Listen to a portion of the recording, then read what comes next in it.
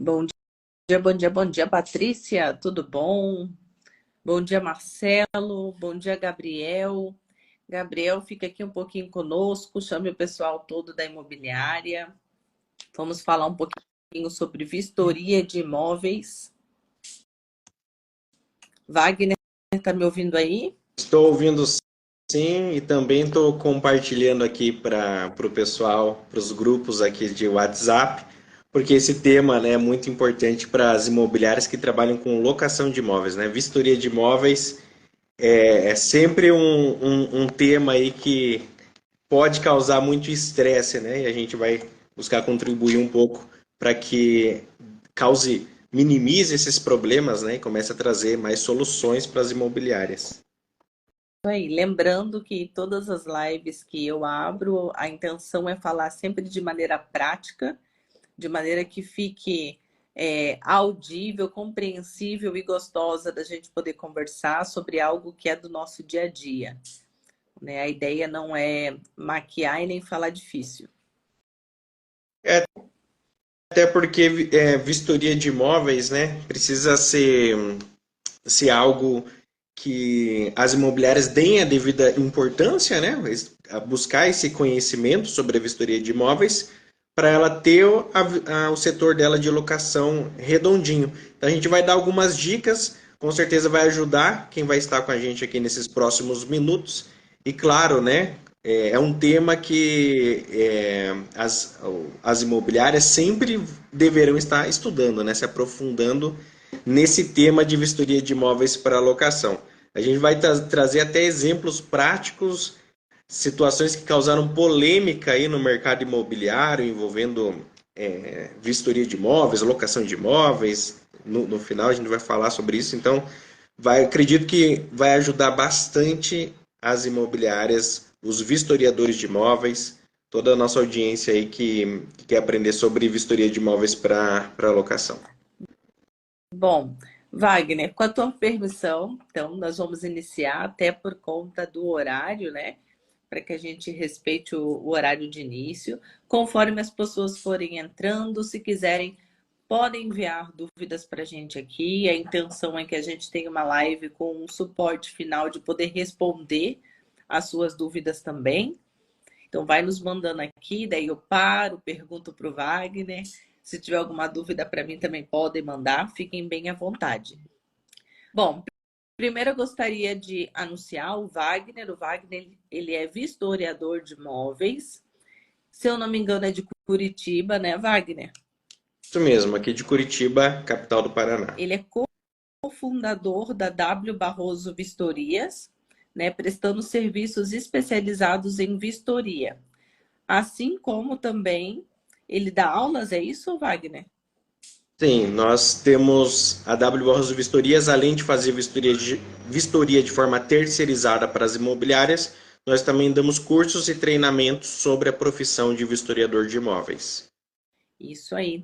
Então, eu vou deixar você falar um pouquinho mais sobre você, sobre a tua expertise, quais todos os cursos você fez para chegar onde está hoje como especialista nessa área. Então, eu estou no mercado imobiliário desde 2014. Nós temos, além da W Barroso Vistorias, que é uma empresa de vistoria de imóveis terceirizado, que presta serviço para as imobiliárias, nós temos também uma imobiliária aqui na cidade de Curitiba. E ao longo desses 9, quase 10 anos aí no mercado imobiliário, nós fizemos a parte das vendas de imóveis, das locações de imóveis, e na época, há muitos anos atrás, nós estávamos começando, precisávamos fazer a parte da locação e a vistoria. A gente começou a verificar que a vistoria também era muito importante. Só que lá no início, eu estava fazendo minha primeira alocação, minha primeira vistoria, eu vi que nós tivemos muitas dificuldades para aprender sobre esse tema, porque não tem uma faculdade de vistoriador de imóveis, é muito raro cursos de vistoriador de imóveis, ainda mais há anos atrás. Então, nós tivemos muita dificuldade de buscar esse tipo de conhecimento. Então, nós fomos na lei, na legislação, na experiência, na prática, ao longo desses 9 anos, desenvolvendo nesse nosso método e criando essa metodologia de fazer uma vistoria de imóveis com qualidade, com base na lei do inquilinato, com base na legislação brasileira. Então, a gente fez um aprendizado muito na prática pela falta mesmo de conteúdos e de cursos destinados ao tema de vistoria de imóveis, que não é muito comum, né? É uma profissão, apesar que desde quando existe locação existe vistoria, mas não é muito comum, não era muito comum, e até hoje tem poucos cursos sobre vistoria de imóveis no Brasil. Então a gente aprendeu mesmo na experiência, na prática. Fizemos vários cursos acessórios sobre direito, na parte da locação e tudo mais. Tudo isso nos ajudou. Vários cursos. A Jéssica está fazendo pós-graduação em direito imobiliário, então tudo isso contribui. Mas eu diria que foi muito mesmo na prática. A teoria nos ajuda, mas foi muito mesmo na prática, nessas mais de 1.000 vistorias realizadas pela nossa empresa nos últimos anos. Eu estava mencionando o quanto é importante tudo isso que o Wagner falou ali sobre a vistoria, porque, obrigada, Gui, beijo. Dani também, beijo, beijo. No dia a dia da advocacia, quando nos surgem questionamentos sobre como lidar com alguma questão que o locador perguntou ou que o locatário está reclamando, muitas e muitas das situações são resolvidas com base na vistoria. Né, Gui? Muitas coisas a gente conversa no sentido de que, ok, o locatário está pedindo isso, mas vamos verificar se lá na vistoria inicial tinha alguma informação com relação ao caso. Será que a gente vai ter que ir lá, bater na porta do locador, pedir para o locador dar uma analisada, vir dar um respaldo aqui para a gente? Ou não? Isso era só uma questão de manutenção que o próprio locatário não deu seguimento, cuidado de analisar. E aqui eu ainda faço parêntese em lembrar os corretores de imóveis da importância das vistorias, né? Das contínuas vistorias, e não só a inicial e a final, mas depois eu falo um pouquinho mais sobre isso. Então, a ausência da vistoria, ela vai impactar em muita coisa. Às vezes, eu como corretor de imóveis estou ali na administração, eu não consigo resolver um problema porque eu não fiz a vistoria inicial. E não achem que o que eu estou falando é um absurdo, porque eu pego situações onde eu peço a vistoria inicial e não existe, não foi feita, porque não procuraram na época um advogado, não procuraram um vistoriador para poder fazer a sua folhinha inicial de vistoria inicial. E ainda quando eu falo numa vistoria inicial, eu ainda abro outro parêntese. Advogado faz contrato. Advogado está lá dentro das nossas competências, que a competência de fazer contrato é o advogado. Não é o contador, não é o corretor. Tem os cupins, isso aí. Também não são os cupins que fazem o contrato. São os advogados. Porém, os advogados precisam de experts para trabalhar em conjunto. Então, aquela checklist, todo aquele termo da vistoria inicial, nós precisamos de vistoriadores, porque já foge da competência do advogado ter análise crítica para montar uma vistoria. E aí entra a importância grandemente do Wagner, que é o cara que conhece, que há muitos anos, que segue para fazer as vistorias e sabe exatamente onde ele deve olhar com cuidado, por com certeza saber que é um problema da vistoria. Então, Wagner, qual o nicho de atuação nas vistorias que você atende mais? Locação ou você também pega a vistoria inicial de compra e venda? Então, nós fazemos e nos especializamos em vistorias de imóveis para locação. Tudo que envolve vistoria de imóveis para locação, que é uma vistoria estética do estado do imóvel, não é uma vistoria estrutural, que muitas das vezes é confundido sobre aquela vistoria, fala assim, não, mas vistoria só faz engenheiro civil. Depende, a vistoria num financiamento bancário, que é uma vistoria estrutural, uma vistoria técnica, uma perícia, ok, isso é um engenheiro civil que faz uma vistoria lá no financiamento bancário, uma vistoria estrutural, isso sim. Agora, a vistoria de imóveis para locação é uma vistoria da parte estética do imóvel. E essa, sim, o vistoriador de imóveis é quem realiza. Essa vistoria estética não é da parte estrutural. É a vistoria que informa como está o imóvel, como está sendo vendo, como está sendo visto o imóvel ali no início de uma locação ou no fim de uma locação. Então, tudo que a gente consegue detectar com os olhos, algo estético, algo aparente, tudo isso vai ser informado de forma minuciosa na vistoria de imóveis para locação. Então, o nosso nicho de atuação é vistoria de imóveis para locação. Agora, pode acontecer eventualmente de algum cliente pedir para nós uma vistoria de compra e venda. Isso ocorre muitas das vezes quando está sendo feita uma compra e venda de um imóvel de luxo. Aí o comprador e o proprietário são muito criteriosos, eles querem uma vistoria para registrar como está sendo entregue esse imóvel do proprietário para o comprador. Pode ocorrer e a gente explica, olha, nossa vistoria não é estrutural, é uma vistoria igual da locação, vai ser uma vistoria que a gente vai registrar como que está o imóvel, qual mobília está sendo entregue, quais materiais, e quando essa vistoria atende aos critérios de quem solicita, nós realizamos. Quando eles falam assim, não, precisa ser uma estrutural, queremos ver parede, queremos ver infiltração, a gente fala, então procure um engenheiro civil, que é ele que faz esse tipo de vistoria, que é a vistoria estrutural. Mas a de locação nós fazemos e nós nos especializamos nesse nicho. Até fazendo um adendo aqui, primeiro eu queria dar bom dia para a Sacada Imóveis, que é daqui de Joinville também. Gosto muito da empresa. Queria mandar um beijo ali para o Israel, que também trabalha com vistoria de imóveis também, e é um parceiro meu.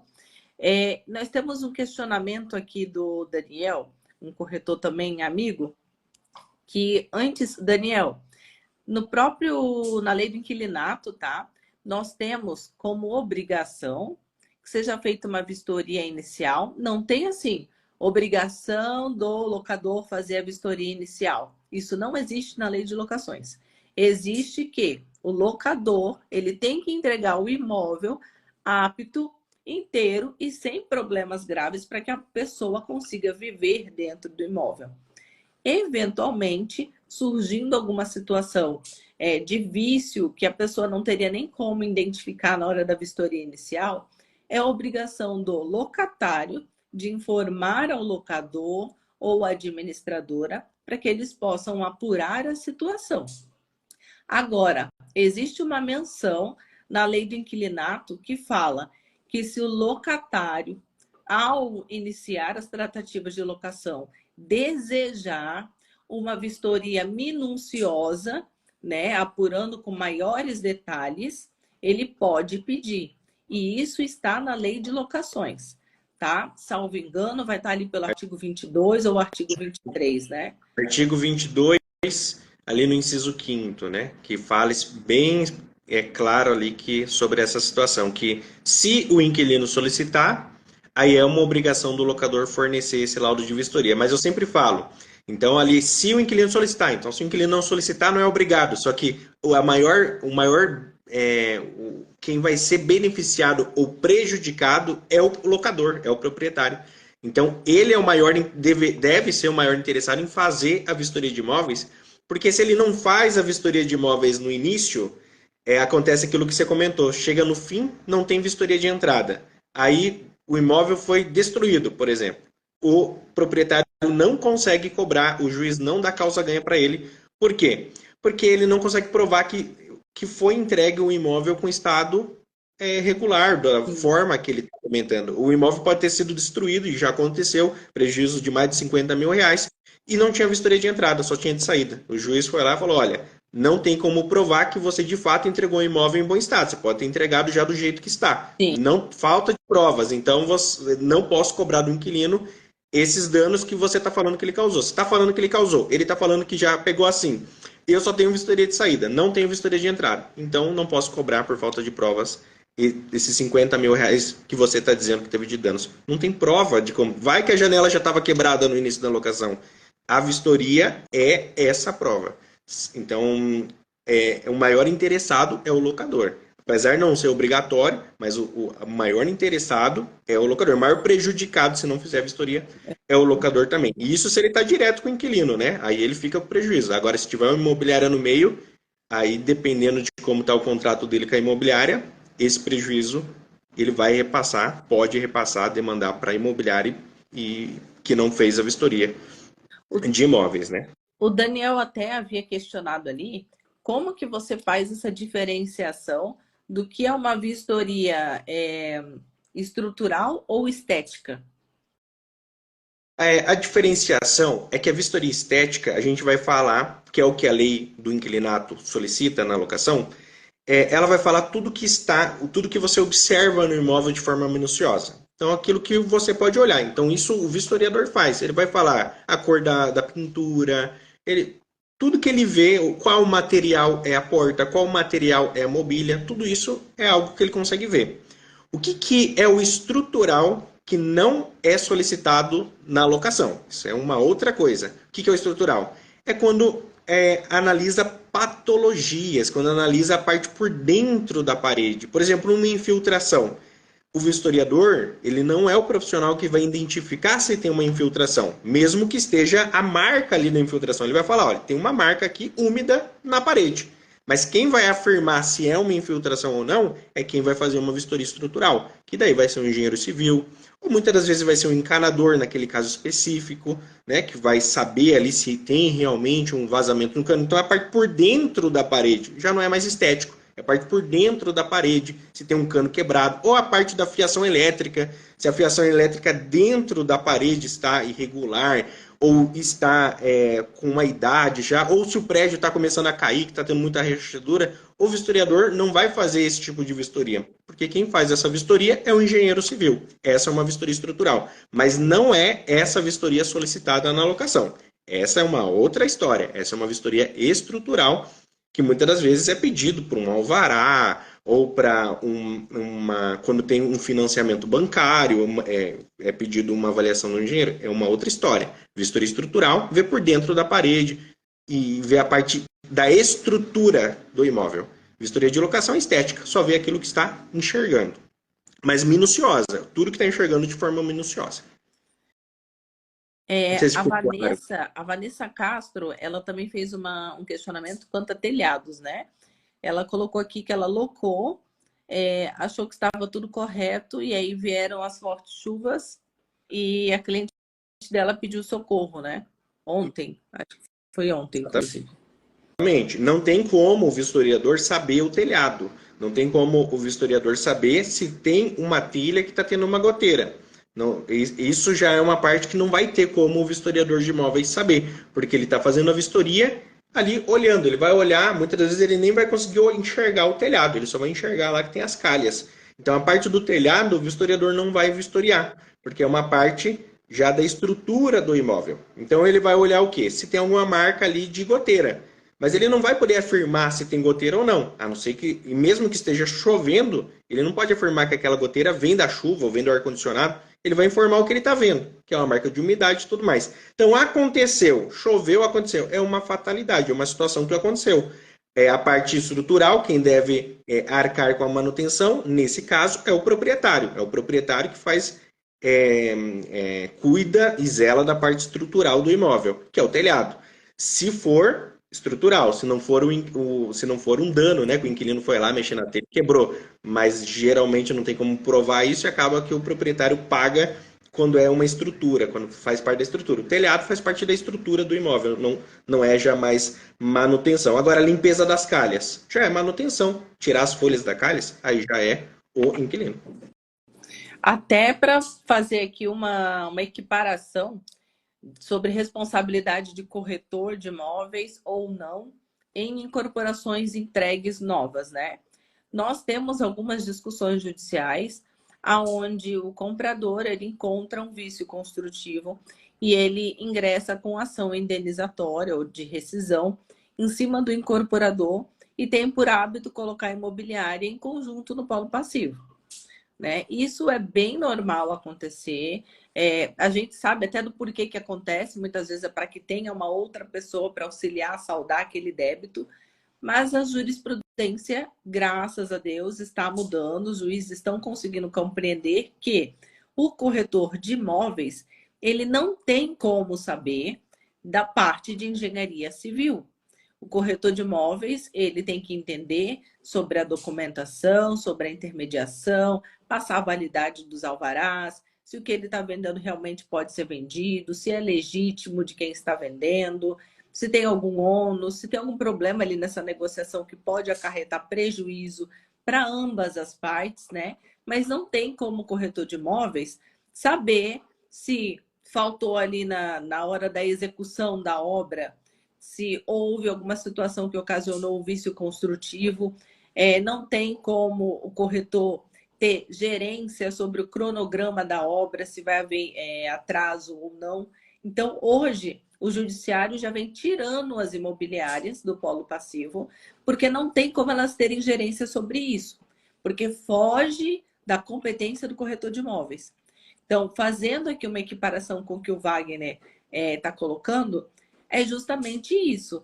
Tem o corretor, ele vai lá, faz análise, faz a vistoria, seja como corretor ou mesmo com um vistoriador, mas não foi solicitado uma vistoria mais completa, complexa e estrutural, não tem como esse profissional ter esse conhecimento técnico aprofundado para poder carimbar e dizer, não, o imóvel está ok, não tem problema nenhum estrutural.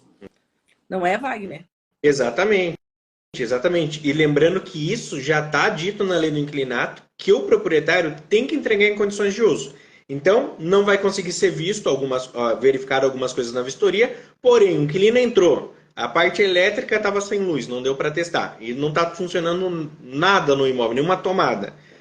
O telhado está tendo goteira. Situações nesse sentido, assim que o inquilino entra, se ele verifica, então o proprietário ele tinha a obrigação de entregar o imóvel em condições de uso. Então, se a elétrica não está funcionando, o proprietário vai arrumar a elétrica. Se o telhado está tendo goteiro, o proprietário vai arrumar o telhado. Porque a lei do inquilinato fala que ele tem que entregar em condições de uso. Mas isso muitas das vezes só vai conseguir ser verificado com o uso do inquilino.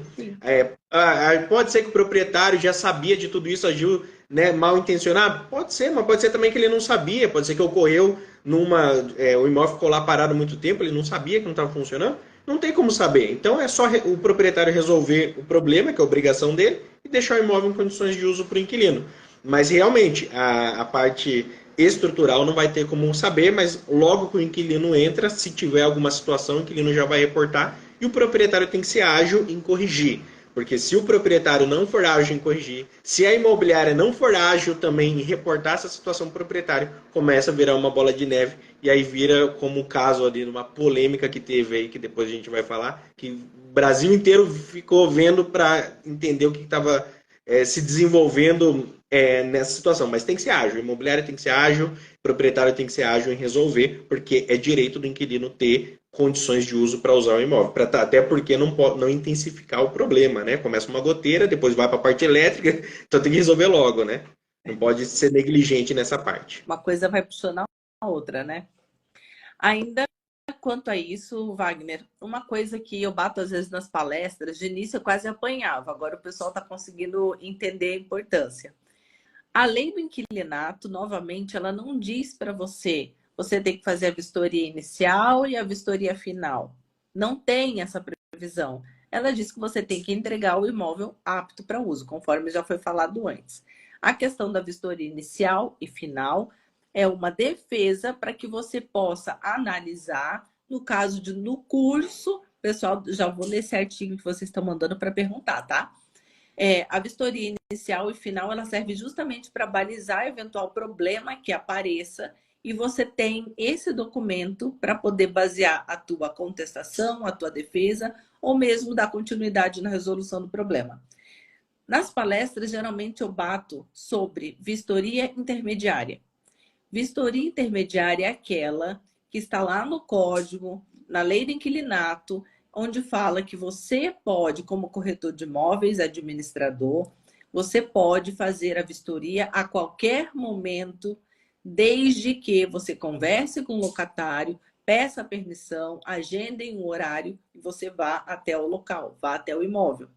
Qual a importância dessa vistoria? Ela não é uma perda de tempo, não é algo a mais que está sendo inserido no seu ofício. Pelo contrário, é uma maneira de você mostrar diligência no seu ofício, de que você vai até o imóvel, vai lá tomar um cafezinho com o locatário, vai trocar uma ideia com ele, porque lá você já vai identificar se tem o início de uma infiltração, Uma infiltração que ali só tem uns pontinhos escuros na parede, mas daqui a pouco pode vir virar uma bolha, daqui a pouco tem água caindo pelo lustre, como o Wagner falou. Você consegue identificar quando é uma locação, que chama de porteira fechada, onde tem móveis, se os móveis estão sendo deteriorados, se eles estão sendo utilizados realmente para o fim. A gente sabe que nem todo locatário tem o cuidado de manutenção do imóvel.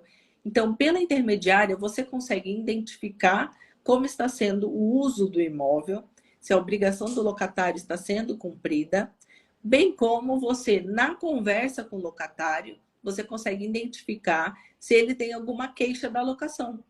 Se tem alguma coisa, seja de elétrica, de hidráulica, que não está bacana, e ele achou que não precisava te falar, mas naquele cafezinho ali, naquela troca de conversa, ele pode te passar, reportar, e você vai conversar com o locador, ou você vai verificar como auxiliar ele nesse meio de caminho. Confere, Wagner.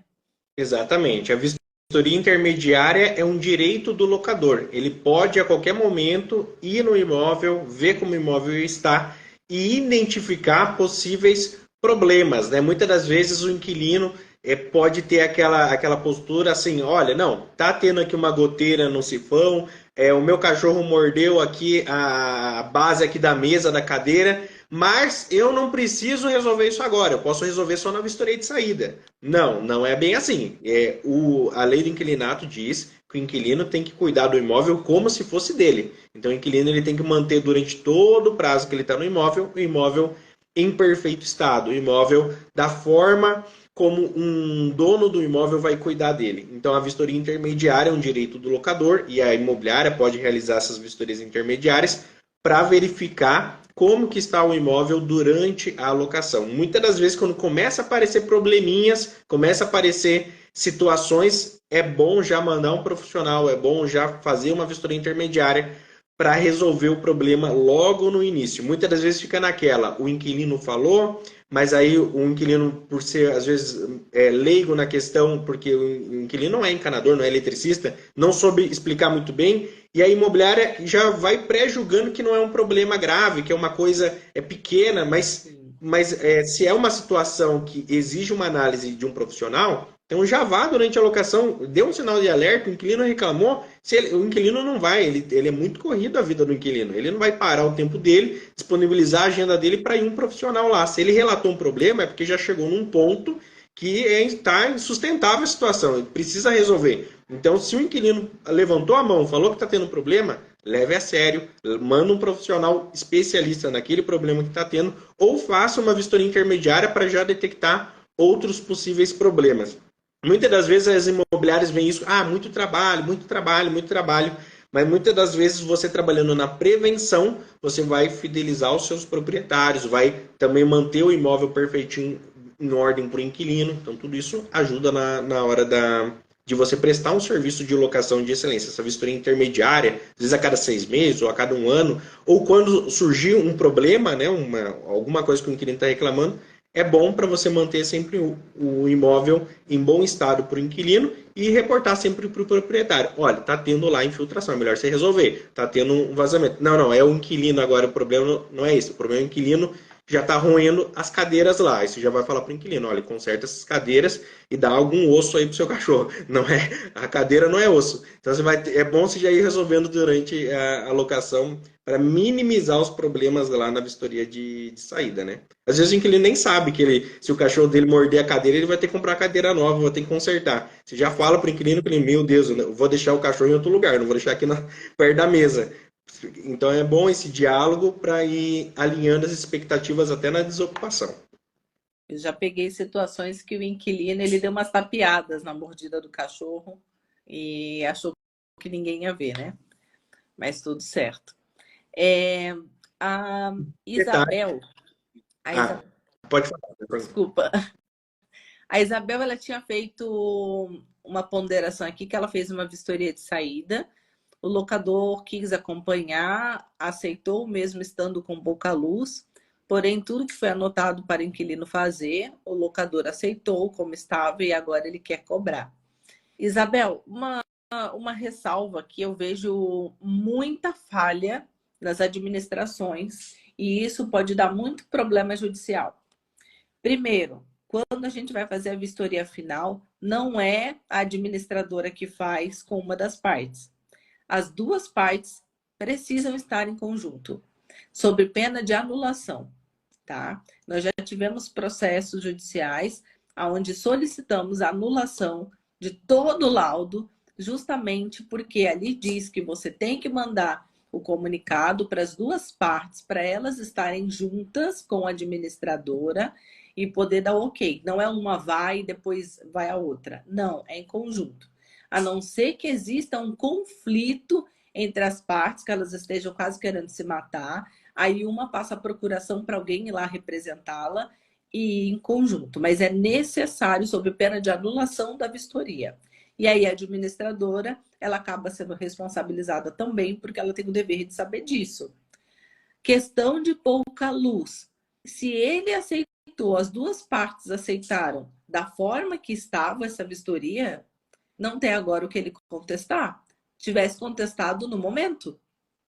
Eu vejo uma observação. Ele concordou, mas ele concordou como? Ele falou para você ou ele assinou a vistoria de saída? Porque se ele só falou, ele pode falar, não, não falei. Aí vira uma situação difícil. Agora, se ele falou, eu concordei, e você teve a diligência de falar assim, bacana que você concordou, então assina a vistoria de saída. E ele assinou a vistoria de saída, concordando, o inquilino assinou, o proprietário assinou, está assinado, não tem o que discutir, está assinado. Agora, não, ele não assinou, ele só falou. Ele só falou, mas você vai ter que provar que ele falou isso no e-mail, no WhatsApp, na assinatura, porque isso pode daí ser questionado se foi só um falou, né? Um falou, concordou. Então, sempre quando o proprietário falar, o inquilino falar, que bom que você falou, agora assina. Porque senão, na hora de cair no colo do juiz, a gente fala, tá, ele falou, você tá falando que ele falou, ele tá falando que não falou. E agora? Não tem nada assinado? Aí fica muito frágil ali de provar que, de fato, o proprietário confirmou e concordou. A Isabel está colocando ali de que todos foram, todos participaram Ele e assinou. ele assinou também. Então, Ele Isabel, assinou. Então, não tem o que discutir. Ele o assinou, juiz depois vai ele vai querer voltar. analisar documento. Ele vai discutir sobre algo que ele assinou concordando. Então, agora que ele assinou, ele concordou. Agora eu não tenho o que fazer. Ele assinou, é a mesma coisa que você assinar um contrato de locação e falar, não, me desculpe, eu quero R$ 500 a mais de aluguel. Já assinou o contrato de locação. Se quiser cancelar essa locação, paga a multa contratual. Não tem como voltar atrás. É isso aí. Se ele ir na justiça, o juiz vai ver isso. Você assinou, agora está falando que... Então, por que assinou se não concordava, né? Confere. Então, nessa... Ufa, é isso aí, Isabel. Exatamente. Qualquer coisa, Isabel, você chama aí o Wagner e eu e a gente faz a tua defesa. Fica tranquilo. Wagner, Quem faz... Oi? Já fica uma dica, quem faz vistoria de saída e de entrada, pegar a assinatura do proprietário e do inquilino, né? Pegar, né? É bom pegar para evitar esse problema. Wagner, dentro do teu trabalho de vistoria, só uma curiosidade, quais são os maiores problemas que você encontra? Quais são os maiores itens dentro de uma locação que te dão mais problema? Geralmente, a vistoria de entrada, ela é um serviço, é um laudo que é entregue.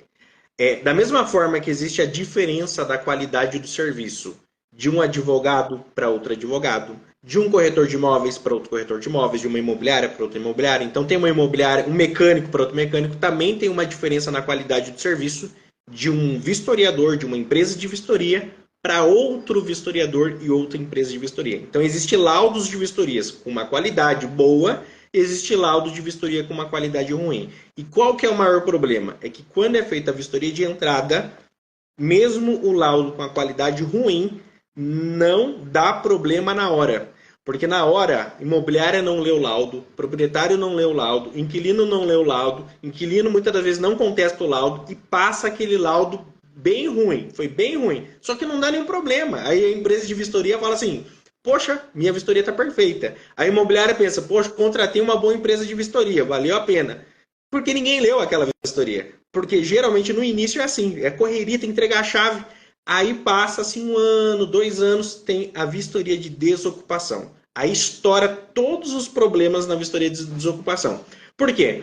Porque aí aquela vistoria com baixa qualidade começa a se revelar um problema que gera prejuízo, muitas das vezes para o inquilino, mas pode gerar também para o proprietário ou para a imobiliária. A gente já viu casos que a parede do imóvel era pintura cor branca e lá na vistoria colocaram, tá pintado de azul e colocou foto de azul, mas na verdade é que por um erro ali na operação da vistoria, ele pegou fotos da vistoria do imóvel anterior. Na correria, ele colocou a foto do imóvel que ele fez de manhã, colocou no de tarde, na parede da sala. E passou. Muitas vezes passou não, né? Muitas vezes passa, mas aí a imobiliária, o corretor que é atento, ele olha, dá uma revisada e fala, opa, essa parede não é azul. Eu sei, eu angariei esse imóvel. E aí ele já pode corrigir. Mas esse é um erro assim, muito grotesco, e claro que a pessoa, muitas das vezes, se olhar, vai detectar. Mas tem alguns erros que não se analisa. Por exemplo, às vezes tem uma mesa que esqueceu de colocar a mesa. Wagner, isso acontece? Acontece. A gente já viu o caso na justiça, que tinha uma mesa de mármore, que é muito cara, que o vistoriador esqueceu de colocar na vistoria, colocou tudo, menos a mesa de mármore. E qual que deu o problema? A mesa de mármore. E aí o proprietário não conseguiu cobrar, porque quebrou a mesa de mármore, não conseguiu cobrar. E o juiz, foi um caso julgado aqui no Paraná, o juiz falou assim, olha, a mesa de mármore não estava aqui no texto aqui da vistoria, não tinha fotos também, então eu não vou poder te indenizar nesse quesito da mesa. Os outros quesitos que tem a prova, sim, mas nesse quesito da mesa não. Mas quando que foi ver que não tinha mesa de mármore na vistoria de entrada? Só quando deu a vistoria de saída, e aí judicializou. Então, esse é um dos maiores problemas. Então, vamos elencar de forma objetiva. Falta erros na vistoria, esqueceu de colocar mesa, também não colocou o material de forma correta. Wagner, mas não colocar o material de forma correta dá problema? Então vamos analisar. Tem a mesa, por exemplo, ela pode ser de mármore, ou pode ser de madeira, pode ser de vidro, pode ser. E o mármore pode ser granito, pode ser silestone, a bancada da cozinha pode ser de granito, que é um preço. Pode ser de mármore, que é outro preço. Pode ser de silestone, que é outro preço. Enfim, pode ser de vários materiais. Pode ser de inox, que é outro preço. A porta, tem porta, se você olhar no qualquer site do material de construção, você vai ver uma porta de R$70. Uma outra porta da sala, de 200. Aí tem uma outra de R$1.000. Aí tem aquelas portas, já viu aquelas portas pé direito alto lá?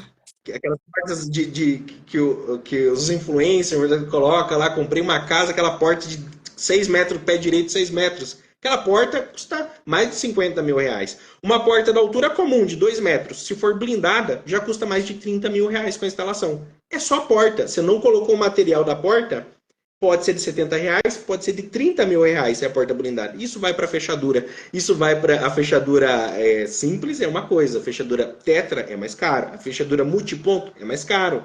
Então, todos os materiais, se não for colocado de forma correta na vistoria, na vistoria de entrada não vai dar nada, mas lá na vistoria de saída vai estourar todos os problemas e aí vai dar um baita prejuízo pro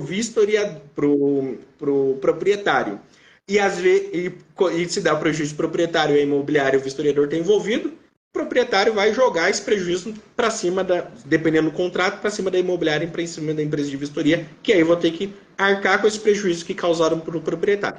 Mas às vezes dá o prejuízo para o inquilino. Por quê? Porque lá a pintura, o vistoriador coloca pintura nova, em bom estado, por exemplo, e não está. Está cheio de riscos e tal. Se o inquilino contestar, maravilha. Mas na correria, muitas vezes, o inquilino não contesta.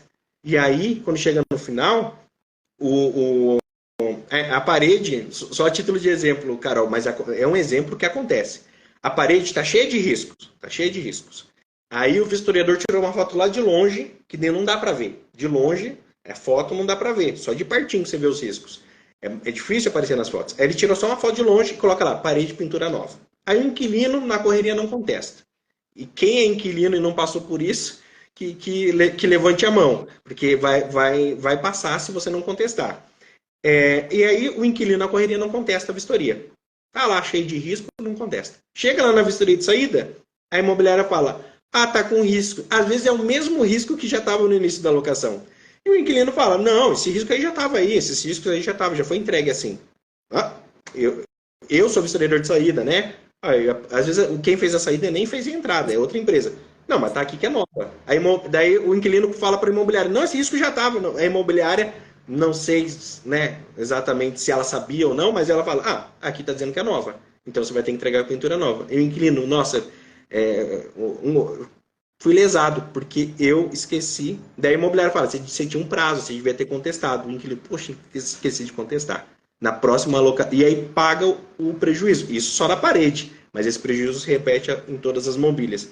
E o inquilino acaba arcando com esse baita prejuízo. E na próxima alocação, que o inquilino faz? Aí ele fica esperto. Aí ele, às vezes, contrata uma empresa para fazer a vistoria de contestação.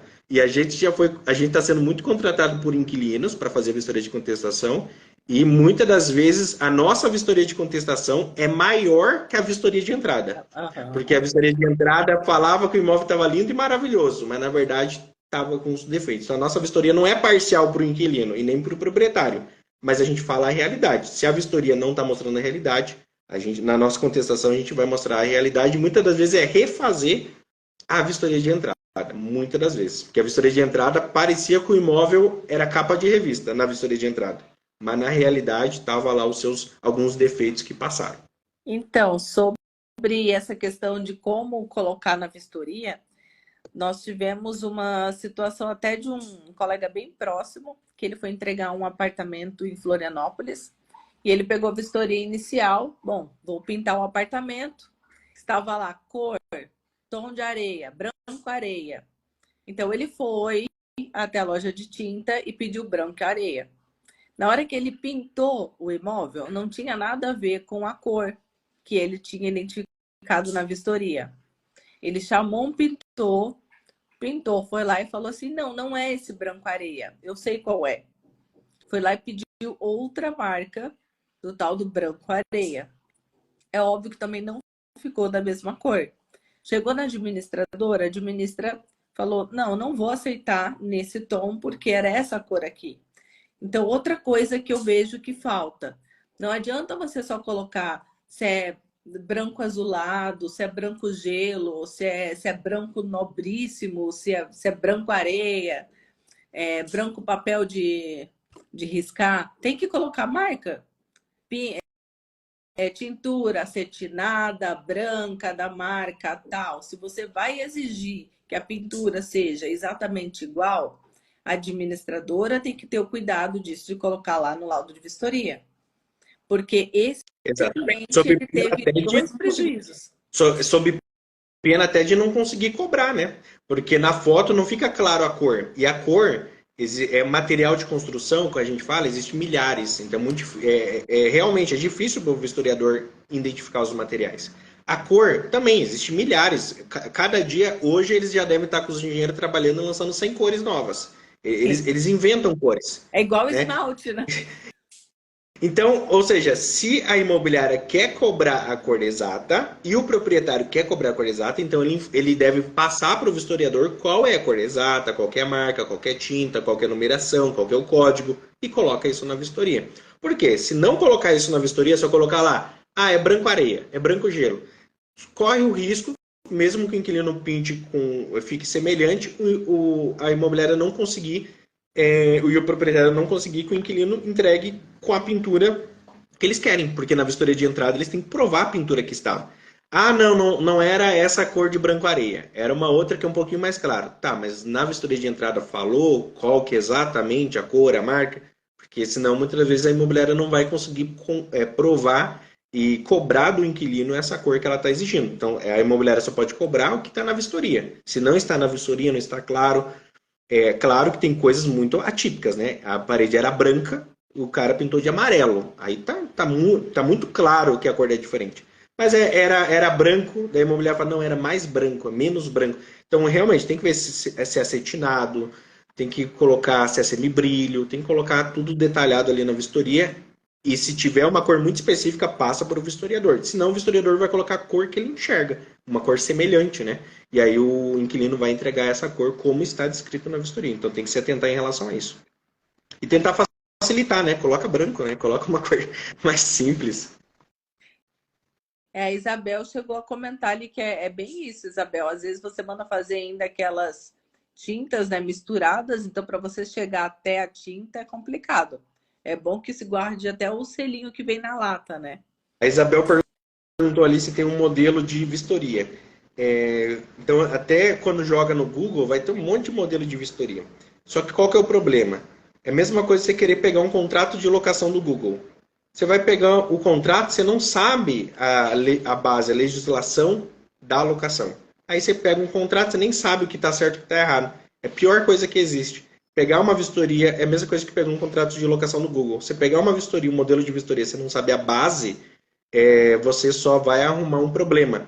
Então, você tem que aprender a base. E essa base, nós temos um treinamento que a gente ensina, um curso online que a gente ensina para você ter essa preparação, essa base do conhecimento da legislação para você aprender como fazer. Porque modelo, infelizmente, vai cair nessa. Às vezes o modelo está errado, você nem sabe se está errado, se está certo, porque você não tem essa base. Então, o mais importante é a base do que modelos no Google. E lembrando sempre, né, como eu havia dito inicialmente, contador faz serviço de contador.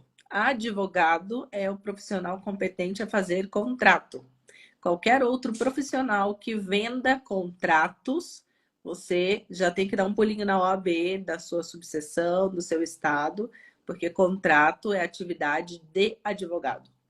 Assim como vistoria é do vistoriador. Então, isso a gente tem que ter bastante cuidado, porque a gente sabe que tem muito modelinho por aí e profissionais fazendo instrumentos que não são da sua área, né? Então, além de ser antiético, é um risco.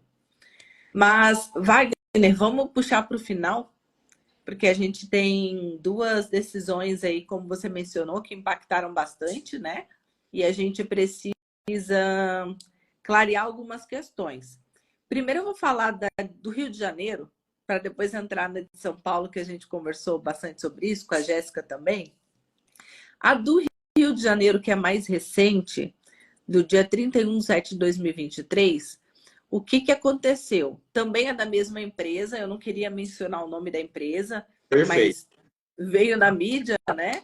Para startup. Veio na mídia com bastante força aí, aonde foi batido de que não foi feita a vistoria, mas não foi feita adequadamente, por isso que a empresa está sendo processada e teve que pagar aí até danos morais. Empresa imobiliária, né? Isso, Empresa imobiliária. e faz essa administração de locações, né? Então, assim, compromisso da verdade. A gente precisa esmiuçar um pouquinho para explicar o que foi exatamente que aconteceu.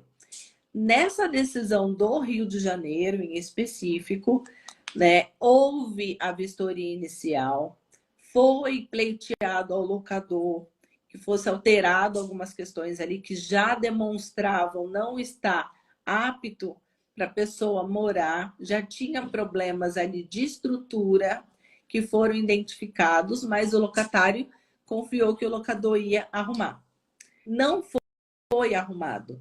Então, com receio de que algo pudesse vir a acontecer, como aconteceu na outra situação, os locatários pediram a rescisão do contrato antecipada, sem querer pagar a multa por isso, pois o imóvel não estava conforme ele deveria nos parâmetros da lei do inquilinato. E nesse sentido, a empresa ela não acatou, ela quis cobrar, e como os locatários não pagaram essa multa por rescisão antecipada motivada, a empresa inseriu os locatários no SPC. Então, nesse processo em específico do Rio de Janeiro, os locatários ingressaram com uma ação indenizatória para baixa do nome do SPC e eles conseguiram comprovar o porquê que a rescisão deles, porque eles não pagaram a multa e a falha da empresa com relação à lei do inquilinato, no que se refere ao bem-estar apto, né? Então, esse processo específico do Rio de Janeiro foi isso que aconteceu. Houve a vistoria, houve a identificação do problema e a empresa administradora não fez nada. E por não ter feito nada, houve a rescisão do contrato, inserção indevida no SPC, por isso o dano moral. Wagner, quer começar com o de São Paulo? Sim, vamos pro de São Paulo, né? Mas é importante avaliar que, de novo, é uma falha da imobiliária em ter o conhecimento da lei do inquilinato, né? O imóvel não estava em condições de uso, que é uma obrigação do proprietário, então o proprietário falhou em entregar o imóvel em condições de uso. Então, para o inquilino não ter o risco de vida, né, de vida, de sua integridade física, rescindiu a locação. Então, de novo, a falta de conhecimento é, ou a falta de um advogado, de uma advogada especialista no direito imobiliário para dar uma assessoria para a imobiliária, fez com que ela cometesse um grave erro e essa imobiliária então teve que pagar danos morais, foi isso, né? E isso mesmo, R$ 10.000. 10 mil reais. Então você vê um erro que quanto que seria talvez se ela tivesse os processos da imobiliária organizado por uma advogada, a parte jurídica, para trabalhar na prevenção. Então, ou, talvez evitaria processos que ela 10 mil reais de prejuízo, evitaria prejuízos, processos que mancham a imagem da imobiliária, uma série de situações. Gente, eu tô vendo meu cliente da próxima reunião entrando aqui na live, preocupada. Não esqueci, eu vou sair correndo. Que horas que é? São 10h58 agora. É a reunião. A minha reunião é às 11. Ah, Eu vou sair voando. então tá bom. Mas antes não dá para a gente fechar sem falar do processo que realmente foi o que apareceu na mídia recentemente do Tribunal de São Paulo, né, referente à mesma empresa com relação à administração. Então, Wagner, você quer iniciar e depois a gente troca a ideia do porquê que essa empresa foi condenada? Sim, a matéria falando sobre esse caso é uma matéria que não foi muito a fundo na decisão judicial, mas falou que porque a imobiliária, uma grande imobiliária, enfim, aqui do Brasil, porque a imobiliária não fez a vistoria de imóveis, por conta da vistoria de imóveis, ela teve um prejuízo. E não foi por conta da vistoria de imóveis de entrada e de saída, foi o que ocorreu. O imóvel estava com danos, estava ali a parte estrutural do imóvel, o teto estava ameaçando cair. O inquilino falou para a imobiliária: olha, resolvam esse problema, manda um técnico, manda um engenheiro. A imobiliária foi ali, pelo que mostrou, ela não respondeu, ela não comunicou o locador, ela não enviou um profissional, ela ficou apenas em silêncio, ou não agiu ali de forma como deveria agir. Passou-se um tempo, o inquilino contratou por si mesmo um engenheiro civil para fazer uma vistoria estrutural. O engenheiro fez a vistoria estrutural e passou para a imobiliária.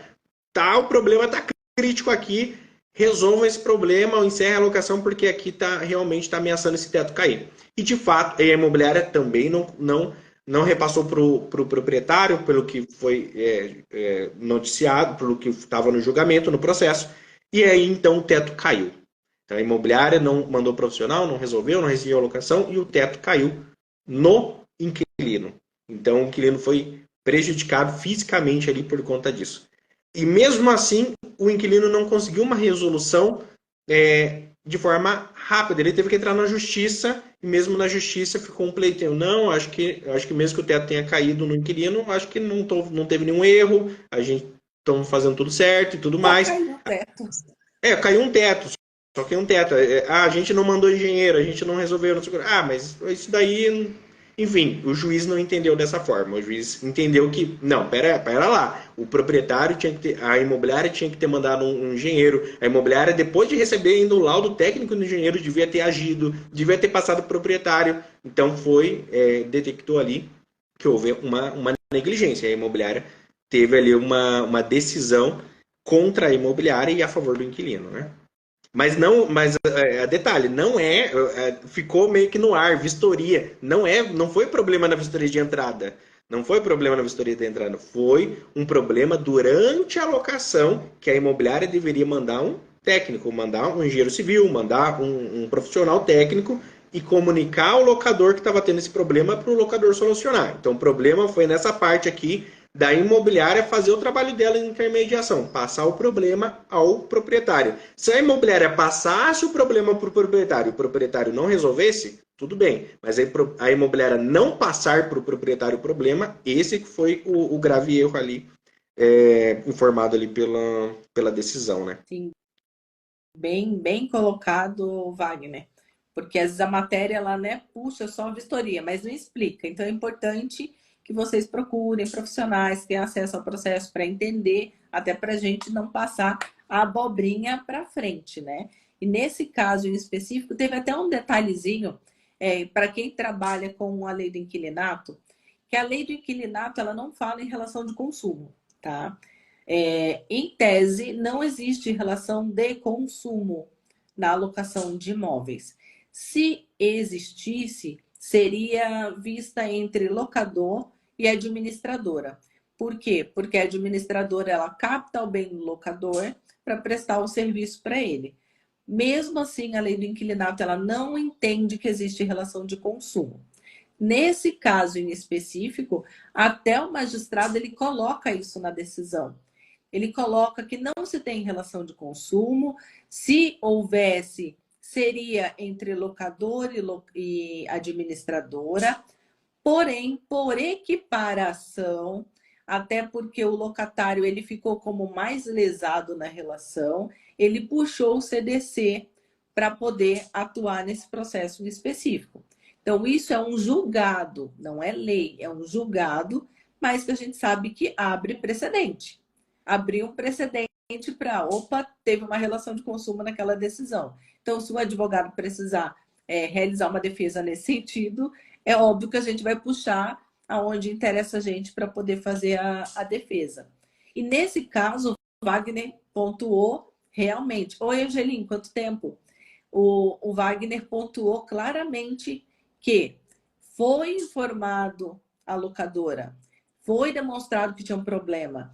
O inquilino, ele despendeu dinheiro, ele pagou por uma vistoria, ele apresentou o problema para o locador através da administradora. E ninguém fez nada. Ninguém deu um respaldo para ele.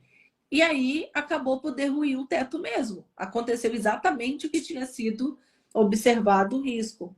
Nesse caso, penso eu até que o juiz ele foi bacana em conceder uma indenização de só 5 mil. Porque o risco da pessoa ter falecido ali, eu não sei qual era o material, mas foi grande. Então, se eu tenho uma decisão de 10 mil por uma inscrição indevida, eu teria majorado o valor dessa indenização, porque houve um risco de morte, né? Então, pessoal, locação, você possui dois clientes. O locador é teu cliente e o locatário é teu cliente.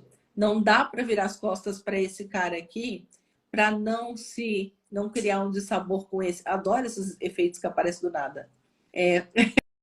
Né? Não tem como você não ouvir um lado para poder ficar bem com o outro. O teu trabalho, a tua responsabilidade está sempre comunicando um ao outro os problemas. É assim que você resguarda o teu nome, a tua responsabilidade, o teu cresce e a tua credibilidade perante o mercado. É você tendo autonomia para poder dizer o que tem que ser feito e o que não for feito, você tem que notificar para resguardar a si mesmo. Pessoal, vou abrir para o Wagner fazer as últimas considerações, que nós já passamos do tempo aqui, e daqui a pouco o meu cliente vem me buscar na live. Tá bom. Tem também um livro, né, que você escreveu para quem quiser se aprofundar mais sobre o direito imobiliário, né? Acredito que você vai falar daqui a pouquinho, mas a gente está até com bastante interesse, que é um tema bem relevante. Mas aqui da nossa parte, nós temos tudo que você quer procurar sobre a gente, está no site wagnerbarroso.com, que você também encontra esse site no link da bio. Lá nós vamos ter nossos cursos online, nossos treinamentos e também o nosso serviço de vistoria de imóveis para locação, tá bom? Então, wagnerbarroso.com, lá no link da bio do Instagram, você vai ter acesso a todos os nossos cursos e treinamentos, tá bom? Wagner, o teu arroba é Wagner Barroso. Wagner Vistoriador. Aí. Esse é o nosso Instagram. Mas olhando os posts da Carol, vocês vão ver ali que ela fez um post sobre essa live, que eu estou marcado ali. Então você pode ir direto naquele post para acessar o meu Instagram. Ou acessar o site wagnerbarroso.com. No nosso site, você acessa todas as nossas redes sociais também. Perfeito, gente. Eu tinha esquecido, o Wagner fez a menção ali. Sim, foi. Nosso livro foi entregue agora em novembro no Sebrame, em São Paulo. Primeiro livro de uma coleção de imobiliário prático, aonde o primeiro fala sobre a compra e venda, toda a tramitação da compra e venda, desde como abrir uma imobiliária, como fazer a gestão dos seus corretores, como criar processos dentro de vendas, de marketing dentro da imobiliária, como fazer a due diligence, que é toda a análise documental que você precisa entregar para o seu cliente, comprador ou vendedor, que você precisa ter para segurar a venda. Depois vem a parte de financiamento bancário, dicas de como você facilitar o financiamento, a liberação, sem criar problemas para os seus clientes. Depois vem contratos, o porquê de alguns itens necessariamente precisam estar nos contratos, que não é só o advogado criando problema, mas tentando resguardar você como corretor de não ter um problema lá na frente. E finalizamos com a escritura pública, né, feita pela parte do Douglas Gavazzi, que tem todo o conhecimento dentro de um cartório tabelionato, e nos trazem também o professor Rafael, que está ali também, ele já tem o manual da corretagem, ele já começou a ler também, pode dar um feedback para vocês. Então, esse foi o primeiro volume de uma sequência de livros, aonde o segundo, para ser lançado no final desse ano, vai falar sobre locações, e teremos também essa via da vistoria de imóveis. Então, pessoal, fique ligadinho, sempre traremos aqui novidades. Wagner, seja muito bem-vindo a outras lives.